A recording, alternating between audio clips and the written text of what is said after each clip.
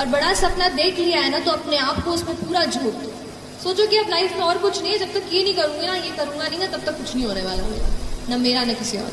तो उस तरीके का एटीट्यूड, एक फायर, एक वो पैशन अपने आप में आपको जगाना पड़ेगा।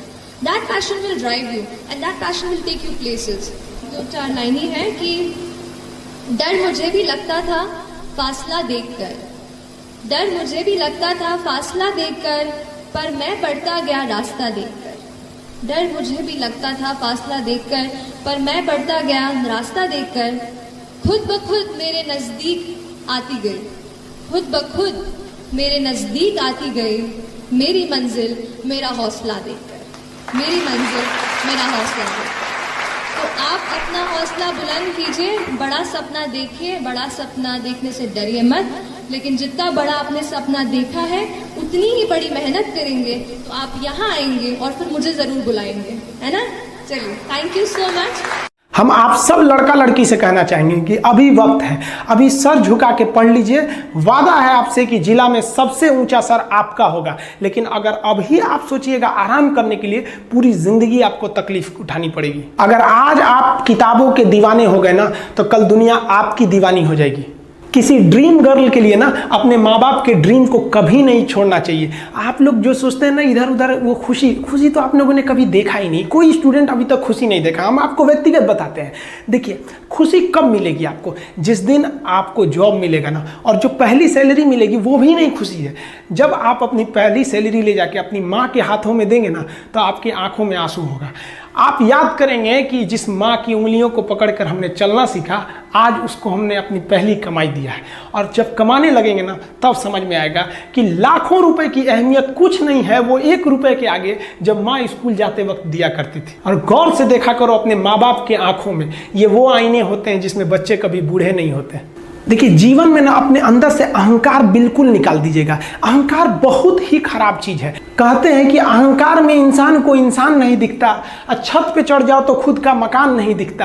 अहंकार नहीं करना चाहिए। छत को बहुत गुरूर था छत होने का, 1 मंजिल और बनी और छत फर्श हो गया।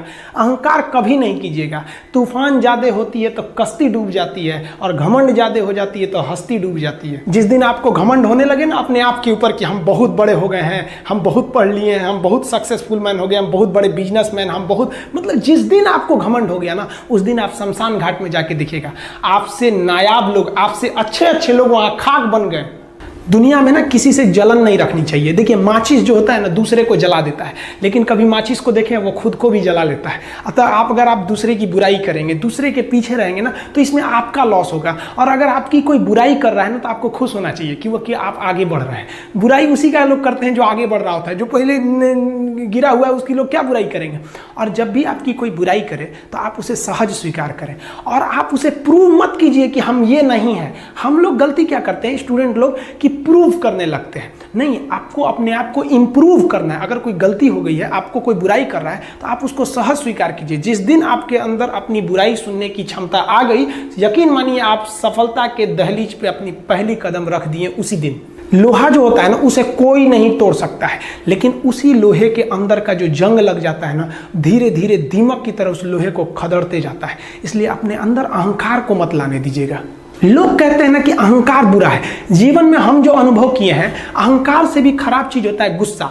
देखिए, अहंकार उत्पन्न ही नहीं होगा जब तक आपको गुस्सा नहीं आए। आप ऐसे नॉर्मल बैठे हैं और आप किसी से कहिएगा कि तुम्हारी क्या औकात है, जब तक आपको गुस्सा ना आए। तो अहंकार एक पेड़ है और गुस्सा उस पेड़ का जड़ है। इसलिए गुस्सा जिस दिन आया उस दिन आप बर्बाद हो जाएंगे। किसी भी व्यक्ति को बर्बाद कराने के लिए सबसे जरूरी है गुस्सा दिलाना। आपको पता है, लोहार जो होता है, लोहार वो जानता है कि लोहे को हम ऐसे नहीं मोड़ सकते हैं, बहुत ही शक्तिशाली है। इसलिए लोहार ना इस लोहे को ना आग में डाल के इसे गुस्सा दिलाता है।